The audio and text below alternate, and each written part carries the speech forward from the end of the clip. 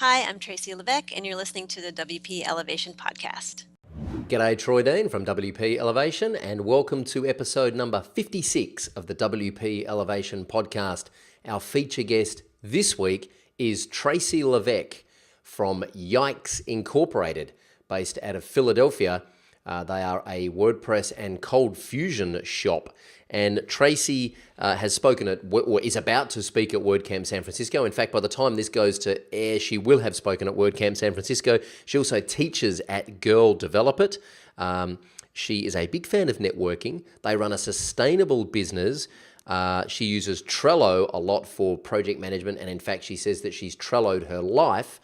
And she takes photos of abandoned buildings and shares them on Instagram under the username Ruin Porn. That's a true story. We're also giving away a lifetime license of the Video User Manuals plugin this week, so stick around for details on how you can enter the draw to win that. There's lots of good stuff in this interview about project management, about knowing your customers, about pricing, about hiring staff, growing a team of 8, I think they are now. It's a great interview. I really enjoyed interviewing Tracy. I hope you do. I hope you enjoy watching or listening to the interview wherever you are, and I hope you learn a lot. Stay with us. Let's elevate. This is the WP Elevation Podcast, helping WordPress consultants elevate. G'day, Troy Dean from WP Elevation, and I'm very pleased to have with me all the way from the USA, Tracy Levesque from Yikes Inc. Hey, Tracy, how you doing? Hey, hello. Thanks for joining us on the podcast. Now, whereabouts are you in the States exactly? Philadelphia, Pennsylvania. I've got friends in Philadelphia. We met them in Italy years ago, randomly on some boat trip, and they live in Philly, and they talk very highly of it. I actually want to go. New York, Boston, and Philadelphia are the 3 places I want to visit the most in the States. Coincidentally, I have a friend from Australia staying at our house this week, so really? Full circle. Yes. Wow. There you go. Awesome. So, hey, before we get into this interview, quick announcement of a competition. We're giving away a lifetime license of the Video User Manuals plugin. My business partner's going to kill me for doing this.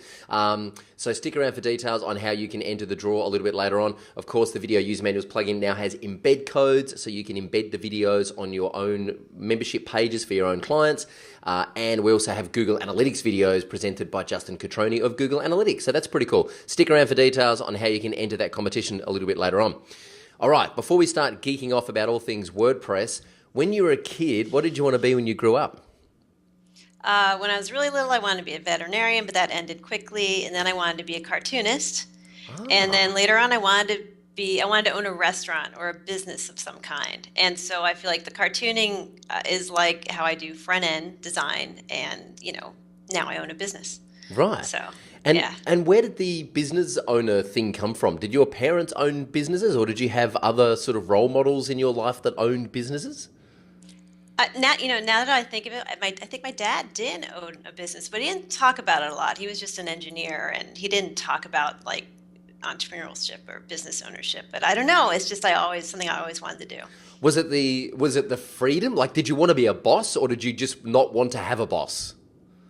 I think I more wanted to create this world, Like with my restaurant idea, I had all these ideas of like how it would be decorated and the experience and, what food would be. And I think I just like that idea of like creating this world that I want to work in.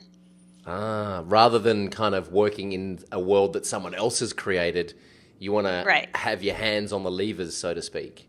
Right. Yes, exactly. Yeah, cool. When did you discover the internet and think, oh, hang on, there's something here. This is a good idea worth pursuing? Well, I was always surrounded with computers. My dad had an office, and then we'd go to his office on the weekends. My brother and I would like eat non-dairy creamer and play with office supplies and play with the Macs. He would sit us on one of those little tiny square Macs, and I would use like Mac Paint, and I would, draw album covers and stuff in Mac Paint. And then when I got to college, I had a friend who was doing some stuff on like bulletin boards and maybe a little bit of email. It was all text-based. And then I met my wife in 1992, and the two of us got really into the internet because there was an AIDS service organization in Philly that provided free internet. So we dialed in through, and used like Emacs to look at the web through links. It was all text based, and then I got a job where they had a Mosaic browser. And that's where it really started. And then I learned HTML, and that's where it all started. So that's how we got into the web from the very beginning, even before it was graphic. Wow. Yeah. Wow. That's impressive. You really are an early adopter. And so did you, were you always thinking, okay, this is something that, sure, we can have fun here, but we can actually build a business here as well? Like, did the business opportunity appeal to you early, or was that something that happened later? That's almost exactly how it happened. There were three of us, me and my wife and another woman, and the three of us, we geeked out all the time. We loved like internet stuff. We taught ourselves how to make websites. And then we started doing it for nonprofit organizations and our friends and bands and whatever, who we're involved with. And then we're like, hey, we could do this and get paid. And that's exactly how it worked. The three of us just formed a partnership, and, we got our first big client, and it just grew from there. Wow. Yeah. So this would have been happening like before WordPress. You would have been in the 96. Right. Wow. Crazy, right? What were you using back then to build websites? Can I ask? Oh my God. I think I just did it in like a Unix-based browser. I think I went in through Emacs and wrote HTML files and wow. Yeah, and used graphics and there wasn't any content management system at the time yet. Yeah. So it's all static websites. Yeah. Do you remember the first time you saw the WordPress dashboard? Yeah. So we were experimenting. Now, years later, now we're a team of like 6 or 7 or whatever, and we're trying to find a good CMS that we want to use. And we messed around with Mambo and like OS Commerce and a few others. And then in 1996, I had a baby. And my wife said, hey, I heard about this WordPress. It's good for making a blog. So we made a baby blog. And that was it. I was hooked. Wow. Completely hooked. So I remember styling that first blog. And then we just adopted it as a company. And I think we got probably really serious about developing for WordPress around 2010. Okay. And so just been really then. So 2006 you had the baby and discovered WordPress for a blog. Right, okay. So that's still pretty early. I mean, that's WordPress was kind of 2003 was first released. So 2006 is still pretty early days of WordPress. How have you kind of how for you, what have been the biggest improvements in the last 8 years that you've been using it? Wow, past 8 years. I think custom post types is the biggest thing. I distinctly remember when custom post types came out and was like, oh my God, this is amazing. Even little things like the custom menus. Like it was more difficult for clients to manage menus before then. Yeah. Yeah, custom post types really sort of opened it up just from a blogging platform to a page and content management system. Right. Yeah. I mean, to me, I've always seen WordPress as a content management system and not just for blogging. Like, I know that's been a hurdle in some people's minds, but for me, it never was. I always saw it as good for a CMS, and the custom post types just made it that much better. Mm. Have you had much... So when you adopted it as a company, we're totally off script here, but that's okay. When you adopted it as a company, did you have much of a struggle to then convince clients that this was the right platform? In the early days, I would say yes. And we work with a lot of nonprofits, and not for some reason, I don't know who it was, but every nonprofit in Philly thought they needed Drupal. They just, even if they didn't know what that meant, they heard it and were like, we need Drupal. We've been told this. And we're like, and now that has changed. It's absolutely changed in the last couple of years. Now people are actually, some of them are getting off of Drupal and onto WordPress, and it's like so much easier for them to manage. So yeah, in the early days there was some education, but now people now come to us wanting WordPress. So you've seen the kind of the incoming inquiries change over the last couple of years, where people are actually requesting WordPress rather than having to be convinced. Absolutely. Yeah. How do you describe what you do in one sentence when you meet someone for the first time and they ask you what you do? What's your elevator pitch, so to speak? Elevator pitch is, I say Yikes is a web design development company. We make websites for businesses and nonprofit organizations. Simple as that. We Cool. make websites. Yeah. Yeah. Nice and succinct and straight to the point. Yeah. Yeah. And do you find how do you differentiate? Do you find you're having a conversation? Well, okay, well, there are so many other companies that make websites. What makes you Right. guys different? We work really hard at doing a good job. We have these kind of these old-fashioned. So we used to say we're an old-fashioned high-tech company, and that we are so strong in customer service. And I think that's something that sometimes is a little lacking in tech in general. It's like the customer, feeling like you're smarter than them, and they just have to listen to what you're telling them, and but we try really hard to be really service focused and do a really good job for our clients and make them a quality product and make them feel happy, and like a human being answers the phone. They can drop in whenever they want. Um, they're as involved or as not involved in the tech end of things as they want to be. And so that's one way I feel that that we're maybe a little different than other companies. Yeah. Why is it you think a lot of developers, particularly, are kind of don't have that approachable nature or that why? I mean, I've seen this time and time again that developers deliberately kind of build a canyon between them and their customers. Why do you think that is? Do you think that developers are afraid of humans and better with computers? I don't want to stereotype or anything, but I think it takes a team. It takes a collection of folks to have a good team. There's some people who want to put their headphones on and just code, and that's fantastic. And there's other people who, want to have a relationship with the client and just make them happy. Some people are better on the phone with clients, and some people are better like doing support in the forums or over email. So I feel like our company, we have a really good balance of folks, and even the developers that just kind of want to code and not talk to clients so much, even they can when need be talk to clients and be friendly, because I know we stress that so much in what we do and how important that is to us as a company. So yeah. And what do you spend most of your time actually doing day to day? Are you still on the tools, so to speak, or are you doing more kind of biz dev, account management stuff?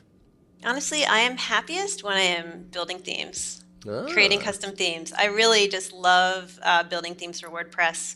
I do a lot of front end. I'm mostly front end, but I do some I do some back end stuff too. I can, do some code, and I love getting it to a point as far as I can go before I have to hand it off to one of our, PHP programmers.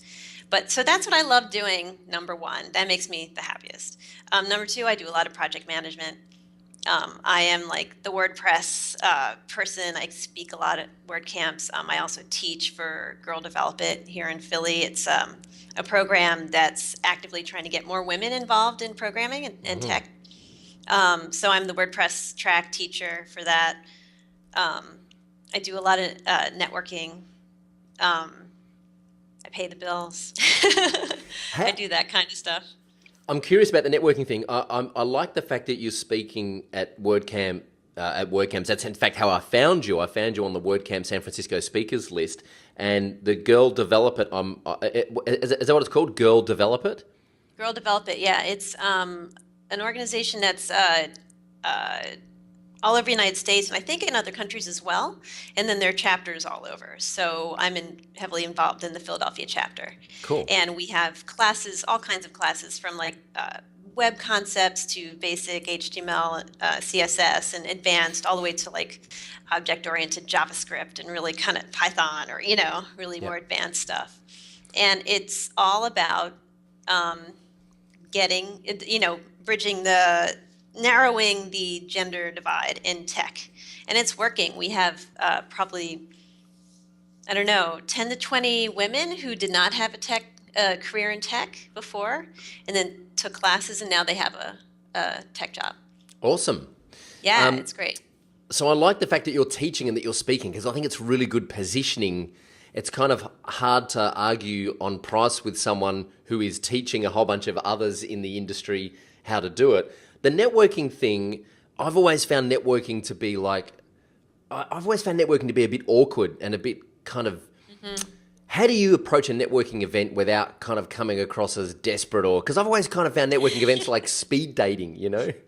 Right. Well, the thing that's nice about WordPress is that it's fun to network in the WordPress community. Yeah, It's that's about true. like doing it, being silly, and you have to have a good sense of humor. And I don't know, either hanging out at WordCamps and in between sessions, just like talking about whatever, to going out afterwards.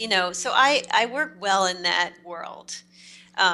My partner Mia, who also is the other owner of Yikes, she does better with I call her the grown up. She does much better with our corporate clients. I feel like that's where I feel awkward if I have to like get dressed up and act like a grown up. I don't do well in that world, but she does great in that world. And for me, I'm happy wearing a WordPress t-shirt and and talking WordPress with a bunch of other WordPress geeks. Awesome. Yeah. So it sounds to me like the way that you approach networking is to approach it more almost like a social thing where you're building relationships with people. You're not going in there just constantly pitching what it is you guys do. Right. I mean, it's always I'll admit, it's always in the back of our heads. You are positioning yourself as in the WordPress community. That's part of, the game, I guess, of networking. But but also I sincerely love it, and I love the people, and I love WordPress, and I get really excited talking about it. So it's not, I feel like there's a sincerity there. I'm not just trying to sell myself every second, but that is a part of it. And do you network out of the WordPress space? Like, do you go to non-profit networking events or non-profit conferences or seminars, or is it you just network within the WordPress ecosystem? No, there's a really awesome tech community in Philadelphia, and we do a lot of networking. There's a group called Technically Philly, which is kind of a hub for the whole tech community in Philadelphia, and so we do a lot of networking there. We're in some other organizations. We're really involved in the sustainability community, so sustainable businesses and sustainable business practices, and we do a lot of networking there too, and sponsoring of events. And yeah, so we are in other worlds as well, not just WordPress. Cool. But it sounds to me like, because I was reading on your website before about the lead platinum status that you guys have with the building where you are, which I'll get you to explain in a moment. But it sounds to me like you're really good at finding what you're passionate about and then being active in those spaces. So you're active in the sustainable business practice space, you're active in the WordPress space because that's what you're passionate about. Whereas I think a lot of people go off to networking events because they think there's going to be business in it, even though they're not really passionate about it. And I think you can kind of smell that a mile off, can't you? Yeah, like the three of us started business. We all came from a nonprofit background, and we just made a pledge that we were going to, run it was called socially responsible business at the time. There was no like sustainable business or triple bottom line or all these other green terms that people have now. But we are just like, that's what we want to do. And we are driven by a passion of caring about stuff, be community, be like making good websites, our lead platinum building. But, I feel like in more recent years, I feel like I have to really put all my energy into more of the business thing and less of the green thing. I feel like we've covered the green thing. We are good. We are doing a good job. We have done a lot, and I just want to continue to grow and now kind of be more like a Santa Claus with the green thing than an activist. Yeah, right. If that makes any sense. And so tell me about the lead platinum status thing. What is that? I mean, I'm not familiar with how that works. So just for our viewers and listeners, explain how that works and what you had to do to get that. Sure. In green building, like building sustainably building a building, there's a certification system in the United States called LEED, and you can have these different levels. There's like LEED certified, silver, gold, and platinum, and you have to have a certain number of points to be able to achieve, platinum. So what we did is we bought these 2 buildings in the neighborhood that our business is in. And they were completely run down, blighted. They were an eyesore on the block. It was, a pretty bad scene. Like you went in there and there's like holes straight from the roof all the way to the basement. So we bought these buildings and we were insane and did a LEED platinum rehab. We attempted to do a LEED platinum rehab of these buildings, and we did it. It was hard. It took a long time, but they're beautiful. And now we're like it's this kind of up and coming neighborhood, I guess you would say. And now I feel like we helped like rise, helped contribute to the neighborhood. And now we have this storefront, and we're part of that commercial strip, and it's great. I love it. That's awesome. Yeah. What's the one thing that keeps you awake at night about the business? The one thing that keeps me awake at night literally is my 16-year-old cat who meows at me for no reason. But about the business, I'm actually pretty good at not getting stressed out at night and being able to sleep. But those moments that I do wake up in the middle of the night, it's my to-do list. Like I just see, oh my gosh, I have so many things I have to get done. I have to get this project done and make these deadlines. And so deadlines and the work I have to do is what in my half-awake brain keeps me up. But by the morning, I'm like, oh, it's really not so bad. I just have to do these 3 things and it'll be fine. So yeah. The cat and my to-do list. The cat, and the cat's meowing for no apparent reason other than it's 16 years old and probably a little bit confused as to why it's still here. Right. What do you use to manage your to-do list? Trello. I love Trello. Yeah. I love Trello because I'm a visual person, and I love being able to just like look and immediately see what needs to be done. I love the to-do lists, and now I've started experimenting with giving my clients access to the Trello boards so they can have stuff to do. So yeah, Trello. That's great. Do you get I love Trello too because I'm a very visual person, but the problem I have is if I've got do you have like a to-do board and then a in progress board and then a done board?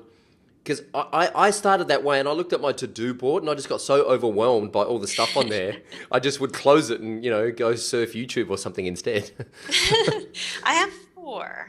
Okay. I have the kind of tasks. So like all the overall tasks that have to be done for the whole entire project. And I have a in progress. That's kind of the in progress is like stuff that's being worked on, but maybe not being worked on right this minute. Then I have doing and then done. And then another column for notes and that kind of stuff. But, you can have these cards in the doing and in progress so you feel like, these are the things that are getting done. And you're not so overwhelmed by just a giant pile of cards that you haven't done. And you have this for individual projects, right? Individual projects, yeah. What about the overall business? Like what about stuff that's not project related? Do you have like just a separate Trello board for the kind of general admin stuff, right?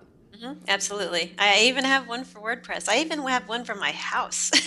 Right. So I've Trelloed my entire life at this point. That's awesome. That's great. I think you've inspired me to get back into Trello because I love the Kanban board thing. It's like it really makes total sense to me. I think I just need to break things down so I don't feel so overwhelmed looking at hundreds of to-do items. What do you do when you're not working? How do you keep your head together and stay balanced? Number one, I like hanging out with my wife and kid. I have an 8-year-old daughter. Cool. She's really fun. So I like doing that. I take pictures of abandoned buildings. I crawl around in abandoned buildings and take pictures. Wow.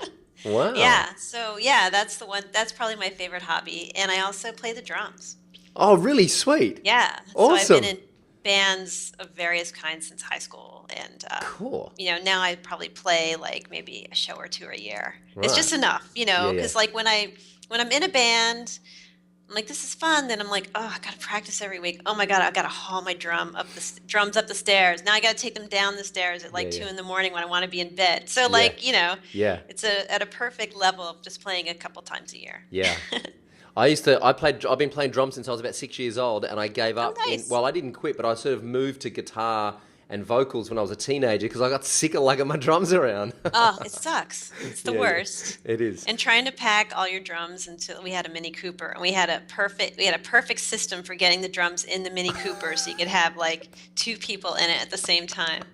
But you know what? I'd rather play guitar. Like I wish, that I started over again and play guitar because guitar is just so cool. Yeah. Awesome. What sort of style of music do you play? Indie rock. I love indie rock. Cool. The past few years, like we've been in Philly, there's this like yearly kind of cover band fundraiser called Lady Fest, and so all these just one-time bands form for this show. And so last year we did Patti Smith. And that was great. Oh my gosh, the crowd. It's like I've always been in a band that's either like unknown or covering a band that's really obscure, but to have like a whole crowd of people singing along and freaking out, that was the best. So, and then before that, we were an Electrolane cover band. I don't know if you know Electrolane, they're from England. No, not familiar. Yeah. And we called ourselves Faux Electrolane. And we actually played for like a couple years, and that was fun. Nice. Do you post your photos of abandoned buildings anywhere on a blog or anything? I do. I am on Instagram, and the user is called Ruin Porn. And the thing is that I am very, I don't identify myself on Instagram. So not a lot of people know that I'm actually Ruin Porn on Instagram. Okay. But I have a lot of followers, and yeah, so that connection, I don't make that connection a lot in public, but it's okay. Between you and me. Well, yeah, between you and me and the 15,000 and the 15,000 people who are going to get an email about this podcast. Yeah. It's okay. Go check out Tracy on Instagram. Here's her username. It's Ruin Porn. Awesome. You've just outed yourself there. Thank you very much. All right, if you could wave a magic wand and fix one thing about the business right now, what would it be? We've been around since 1996, right? So we have a lot of customers that have not changed their website since literally like 10, 12 years more. Wow. They just and we don't have the same prices that we had 10 years ago. And so they're not willing to do a redesign. And they're also on hosts that we no longer recommend. So if I had a magic wand, I would just get them all on a good host, get them all in WordPress, so at least we wouldn't have to be managing these like static sites with maybe custom CMSs that we built like over a decade ago, on old versions of PHP. But, they're still willing to pay us hourly to make their updates. So it's like, oh my gosh, I have to go into this old static site and make updates, and we love our clients, so we don't want to, just say no. I mean, if they're willing to pay our hourly rate, even though it's a lot higher than it was 10 years ago. So I would wave a magic wand and have all those sites be. Yeah. So maybe you could put them on like a subscription plan instead of like coughing up a big investment up front to get the site redesigned and built on WordPress. Put them on a subscription plan, which includes a refresh on WordPress and then all their maintenance moving forward, which is going to be a lot easier for you guys because obviously it's on WordPress and you're not managing static sites. Right. I think even then they wouldn't go for that. Yeah. And it's also that just, that would be tough for us. Because it's just like the kind of sites we do now and the kind of sites we did then is just so different. Yeah. Legacy clients, eh? I'm sure we'll get some comments about that. Let's keep that conversation going. All right. So let's talk about where you guys are at now compared to where you were, 12, 14 years ago. What does your team look like now at Yikes Inc? What is the team made up of? There's 8 of us. There are 3 programmers, 2 front end. Mia, my wife and partner, she does a little bit of everything. She does a lot of project management. She can kind of do everything. And then we have an administrator and a marketing salesperson. Okay, cool. And has it been a difficult journey hiring people? I know there's a lot of people that we talk to are kind of they're too busy to be a freelancer. Like they're not really a freelancer anymore because they're running their own business, but it's just them and they're overwhelmed with how much stuff's going on. But they're kind of scared to take that next step and hire someone. Has that been a challenging process? How have you navigated those waters? When we expanded from back in the day, when we expanded from 3 to 5, we actually got a business loan. We wrote a business plan, got a business loan, and we were able to Wow. pay it off early. Wow. We paid it off early because we did well. So that's how we expanded the first time. And then the next time is just like as you get busy, you see how you're doing, you run all the numbers and you hire somebody new and it always pays off. Always. So I'd say don't be afraid. Just do it. Just like it's the worst that can happen is you can fail. And You know what I mean? And then maybe that person has to go down to part-time or something like that. But it's always the only way to expand is to hire more people. yeah, absolutely. I couldn't agree with you more. How do you find the right people? Um, I don't know, just a lot of networking, I guess. Philadelphia has some pretty cool uh, communities that there's a lot of opportunities to kind of get the word out. And I feel like everybody's hiring all the time. But the tech community in Philadelphia is pretty tight and well organized, I'd say. And we all know each other. So that's how we get the word out. So it's not like you're throwing up, ads on job sites and then interviewing a whole bunch of people. It's usually through the relationships that you've already built through I'd networking. say, yeah, that's a better way. Because, before if you try to put something up on Craigslist, it's like you just get a lot of like crap, Yeah. Um, and you want it when it comes to WordPress, you want someone who loves WordPress, who's kind of involved in that bigger community and kind of like, tuned in, I guess, to the community of WordPress. So, yeah. How do you find your clients these days? Is it just all word of mouth referrals? I'd say it's always mostly word of mouth referrals. It's mostly like our clients recommending us to new folks. As we worked really hard, like to try to get our name out there in the bigger WordPress community, we decided to devote 5 hours a week to the project through, core or I also co-run the make.wordpress.org/training team.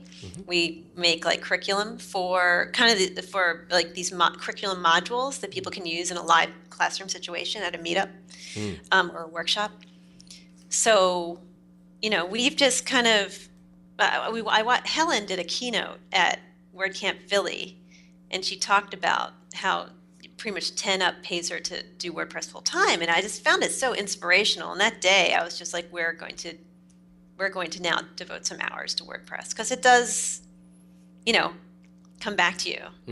And so, yeah, that has helped us like get our name out there more, and be more connected with the bigger WordPress community. Yeah. How do you know when a client's not right for you? Like if an incoming inquiry comes in and you just know, you've usually got a gut feeling that something's just not quite a right fit. How do you like at what point do you draw a line in the sand and say, no, we cannot work on this project or with this client? When people have a completely unrealistic idea of budget. Yeah, I mean, right. that's just it, hands down. And luckily, I don't have to let them down personally because we have a sales and marketing person, and she's really good at that.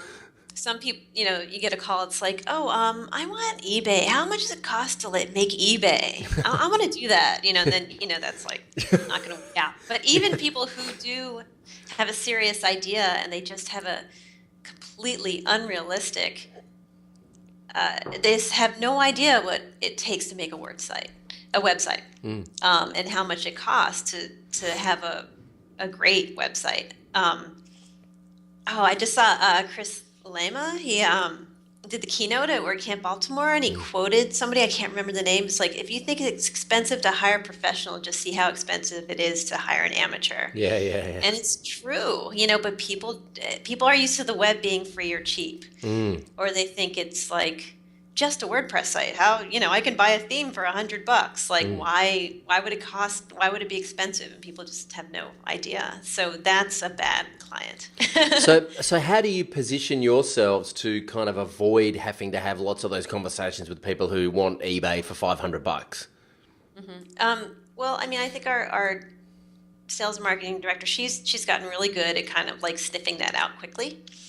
But the people who come to us that do understand, they're the best kind of client, and they're the kind of client that you have the freedom to make them something great. They're realistic on timeline, they're realistic on budget, they understand that it's a process.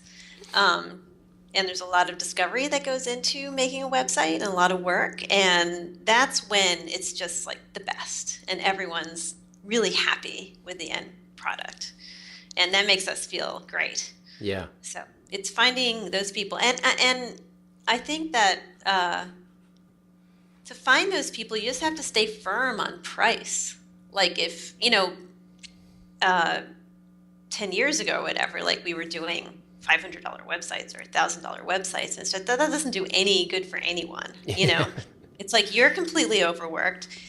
A $1,000 website can be just as much work or more than a $10,000 website, because you're still like making them design, you're still going through discovery, they're still very demanding, as to what they want. Maybe they've cut stuff out of the budget, to get to that lower price, but they still want everything that they originally wanted, and they're still mad that they're not getting it. So it's just doesn't do any good to take on those projects. So being really firm on like, this is what we do a really good job, and we're going to build you a great website, and this is how much it costs. And the decision to do that and to raise our prices and to kind of have that attitude, it's just completely paid off, and we're all happier because we're not overworked. Like around the recession was really tough. It was a struggle to get through the recession without laying anyone off, without cutting anyone's salary or benefits or stopping contributing to their retirement accounts. Like we really tried to do everything we could to not have to do that. But it was tough. It was a struggle. But since we just kind of changed our attitude about the whole thing, it's like, you know what? It's like, this is how much it costs everybody. It's just been better, Do you find that you kind of spend less time writing proposals for unqualified leads who have unrealistic expectations, like putting your prices up and communicating that? Has that kind of filtered out a lot of the people who aren't serious? Yeah, absolutely. Yeah. And also, back to Jody again, our sales director, she just can sniff those people out now. It's like she knows when it's a bad investment of time. She also can tell when it's good to hang in there and keep a relationship going for a year or more, because the bigger projects have a longer sales cycle. So she's just very intuitive about that whole thing, and she does all that stuff. Yeah. And I don't have to worry about it. I'm curious about when you work with a team, whether it's a team in the same office or whether it's a team somewhere else, how do you brief or how do you communicate the project scope with a team so that everyone's on the same page and working towards the same goal? Right. Well, we do have an office. We're old-fashioned. We do actually have an office that everybody comes to. I mean, everybody also has like a work from home day a week if they like to, if they want to take that. But we're all involved, I think. When it comes down to scoping things out, we all get involved. We all give our opinions, because something that I may catch and Jody wouldn't catch, that our administrator will catch. And that a programmer may say, well, what about this? And we weren't even thinking about that. So when it comes to a really big project, we all get involved in the scoping out the work process. And then, we're all familiar with it at that point, if we get the job. And then do you document, do you sort of write up documentation of, okay, this is the scope of this project, or do you go straight into building like sketches or wireframes so that you can visually see the scope of the project? How do you refine the scope so that the client's expectations and what the team is building are going to match? Our office administrator, who's been with us for 10 years, her name's Emily, and I like to say Emily's always right. Emily is always right. She makes these elaborate spreadsheets that breaks down the tasks very, very clearly. Like she's been doing this for so long, and we record all of our hours. Like we've been doing it for years and years and years. All of our hours spent by task on each project.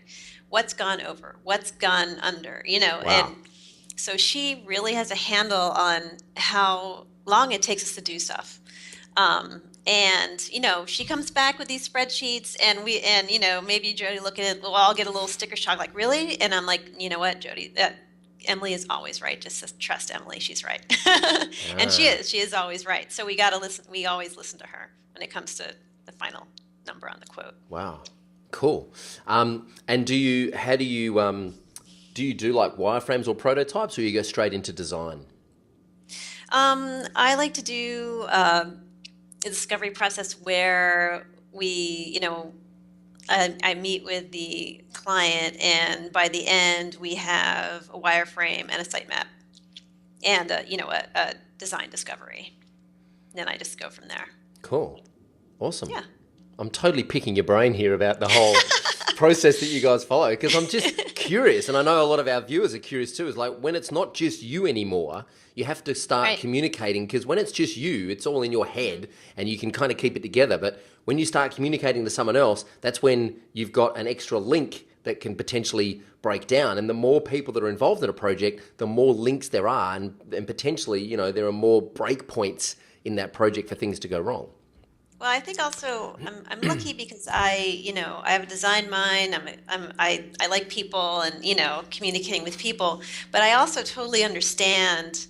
I mean, I couldn't write like a whole giant query in PHP, but I understand what's going on. I know what it needs to do, and so I think I'm a good communicator with the bridge between like the client and the programmers. And our programmers are great too. Like I feel like we have some of the friendliest programmers around. Like so they're not just they're also good communicators.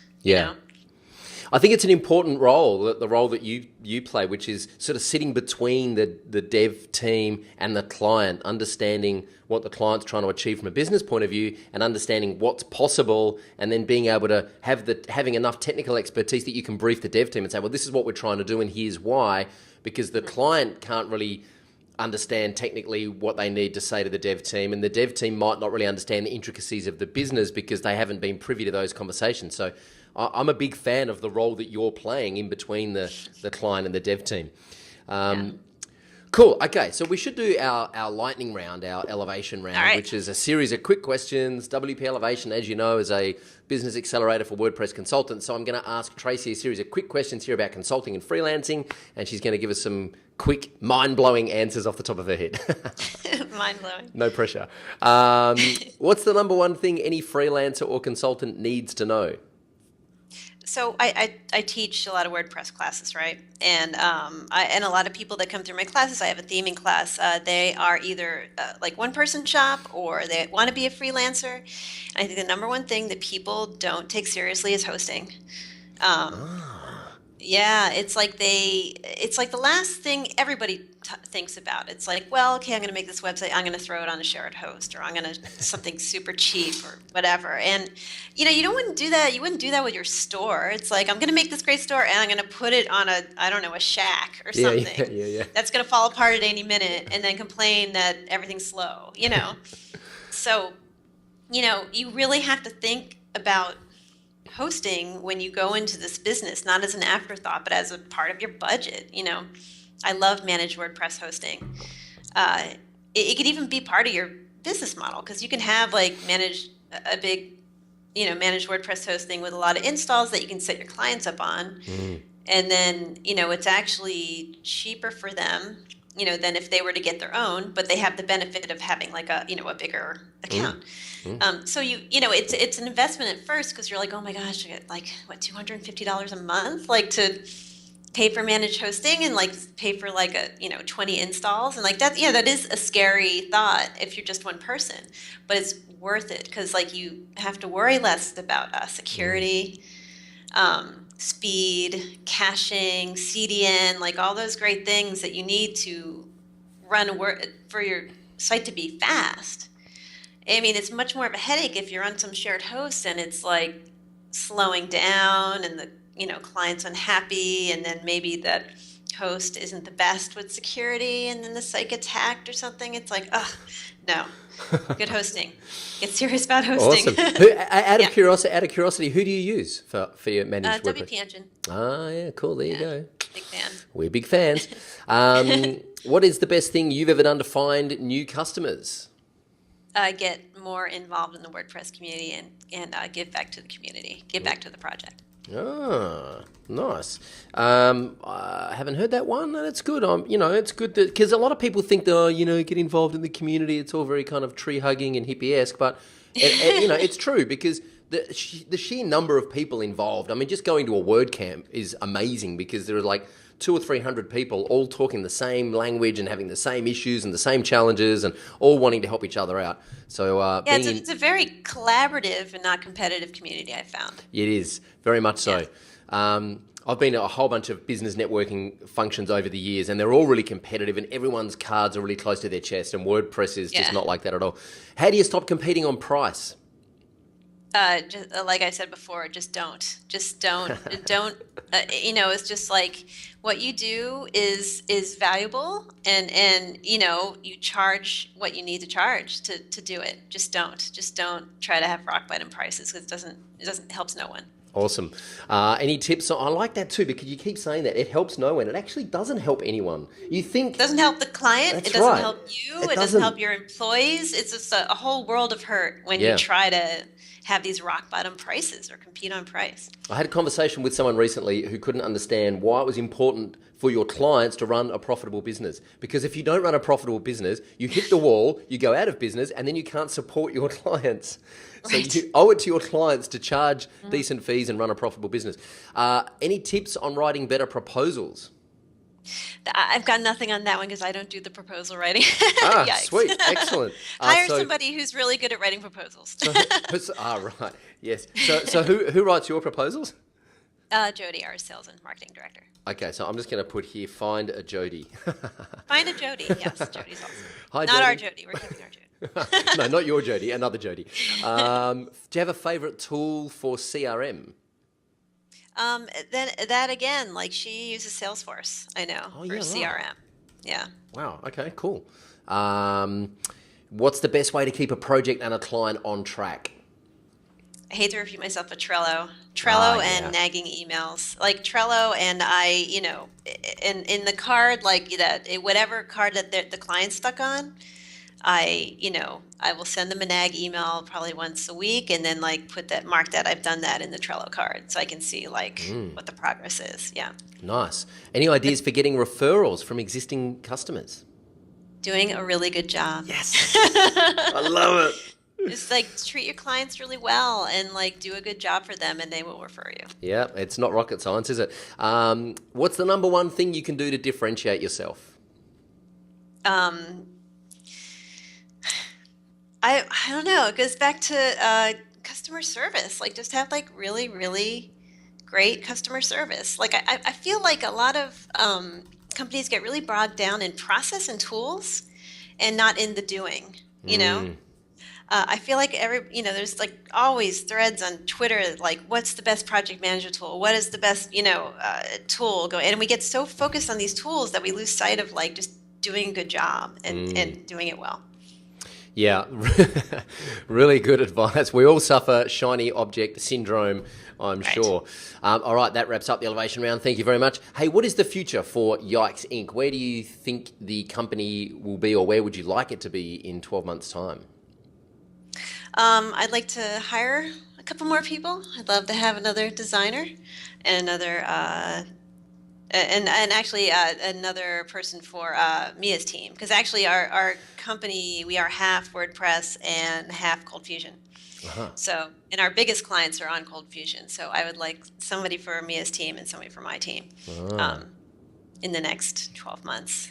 That would make me happy. And I've got to ask, how is it working with your partner? Do you guys at the end of the day, what do? You go home and talk about work? No, it's funny. I talked about this on the Matt report. I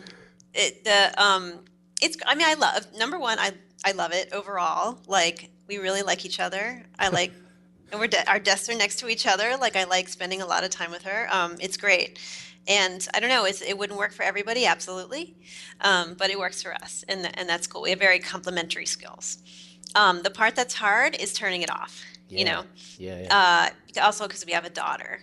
Yeah. So she gets off the bus and goes to the office, does her homework, and, we're car ride home. She doesn't want to hear about work. She just wants to listen to the Glee cast and talk and talk and talk, So she doesn't want to hear it. She doesn't want to hear if we had a stressful day. She doesn't want to talk about any of that stuff. So switching it off, switching it on, like going into work mode and not couple mode at work that's pretty easy.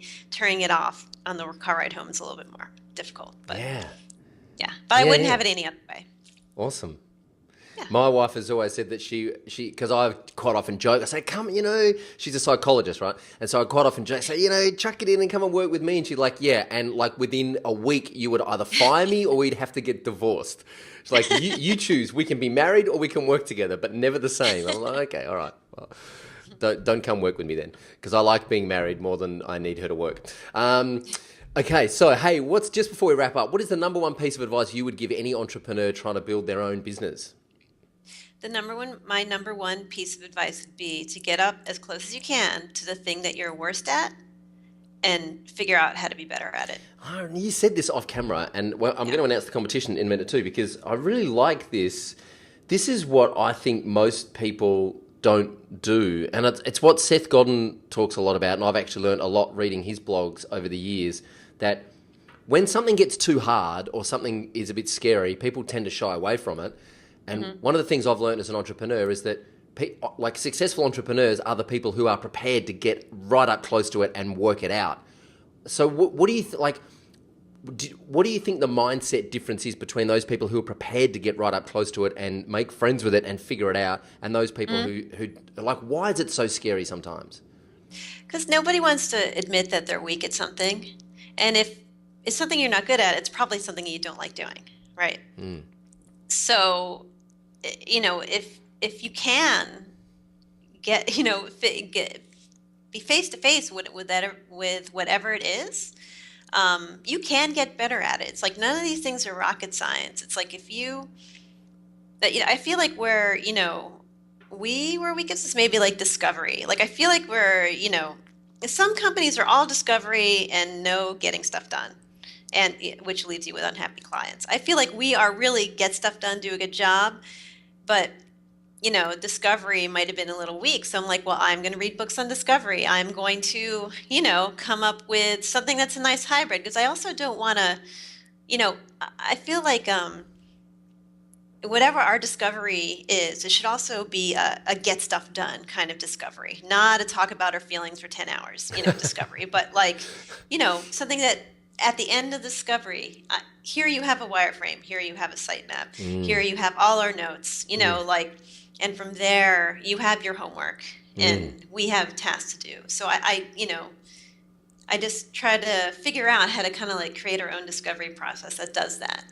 And that was hard, because I like talking, but I don't like meetings that much. I like building, but meetings are not my favorite thing. And I'm like, you know what? I have to, we're going to get better at this because I want to be great. That's what makes you from good to great, is getting better at the thing you're worst at.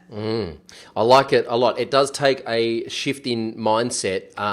So the competition this week is we're giving away a lifetime license of the Video User Manuals plugin, which is freaking awesome. It's like $24 a month at the moment. The price is about to go up too. So it's a very valuable prize. It's a lifetime license. You can install it on as many client sites as you like. And what we're doing this week is we want you to leave a comment underneath the video and tell us the number one thing that you are afraid of in your business, or the number one thing that you know that you are bad at, but you're just not addressing it, you're just not dealing with it. And I'll get Tracy to swing by in a couple of weeks and go through the comments and award the prize. Sound good, Tracy?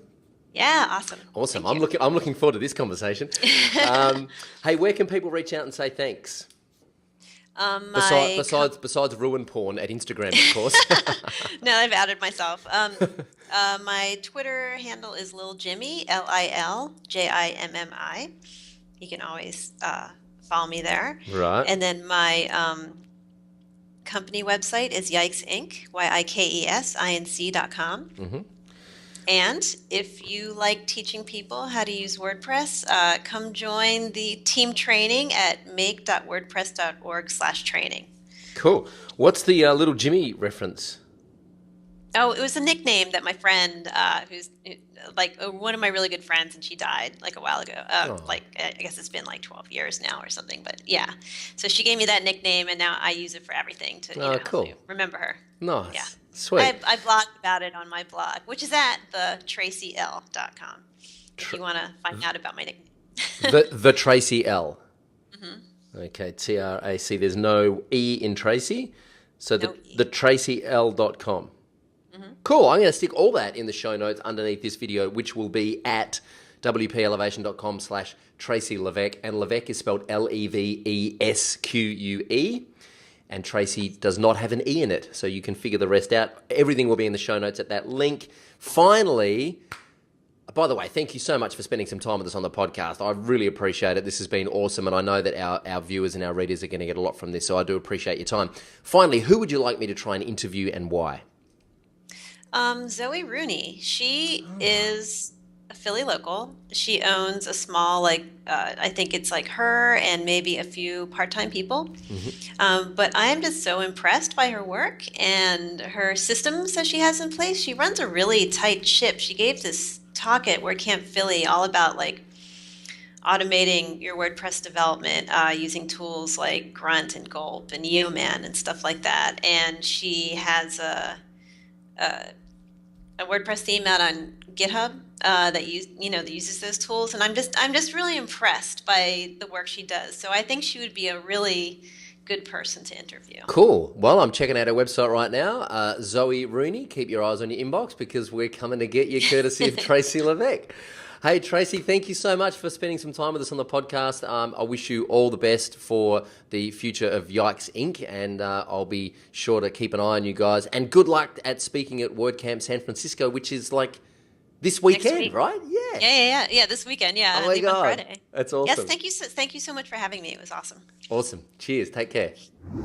Well, I hope you enjoyed meeting Tracy Levesque as much as I did. Of course, this episode was brought to you by the Video User Manuals plugin that is just so jam-packed with awesomeness these days. I haven't got time to go into it again, but check it out at wpelevation.com/VUM. Over 75 or 80 videos now to teach your clients how to use WordPress, WooCommerce, SEO by Yoast, and Google Analytics. And embed code, so you can embed the videos on your membership websites. Pretty cool. You've been asking for that, and we've given it to you. We're also giving away a copy this week, so make sure you leave your comment underneath this video and tell Tracy the number one thing you are afraid of in your business that you know you need to confront. Maybe it's just pricing. Maybe it's networking. Maybe it's public speaking. Who knows? Maybe it's developing. Maybe it's learning some new code. Maybe it's learning one of those fancy pants CSS pre-processors like Less or SAS or whatever the cool kids are using these days. Of course, you can subscribe to the podcast so that you never miss an episode at wpelevation.com/subscribe. And I think you get something for free when you subscribe. I could be wrong. You'll have to find out. You probably get a free webinar or a free ebook or a free report or something valuable, something useful. And what you will get is an email every Thursday telling you that a new episode has gone live so that you can come by and check it out and learn from other successful WordPress entrepreneurs. That is at wpelevation.com/subscribe. All of the show notes and everything we spoke about in this episode with Tracy will be available in the show notes at wpelevation.com/Tracy Levesque. That is TracyLevesque. That's right, Levesque has a silent S. Again, leave your comments underneath the video to enter the competition to win the Video User Manuals lifetime license. Next week on the WP Elevation podcast, I will be talking with Dale Beaumont from Business Blueprint. He is one of my mentors here in Australia, someone who I have learned a lot about regarding building communities and the whole online education thing. I'm really looking forward to picking his brain and learning a lot from Dale, so stick around for that. Go over to iTunes and give us a rating if you like us, or Stitcher Radio is another place you can find us if you're on one of those weird Android devices. I hope you're enjoying the podcast as much as we are. Until next time, go elevate.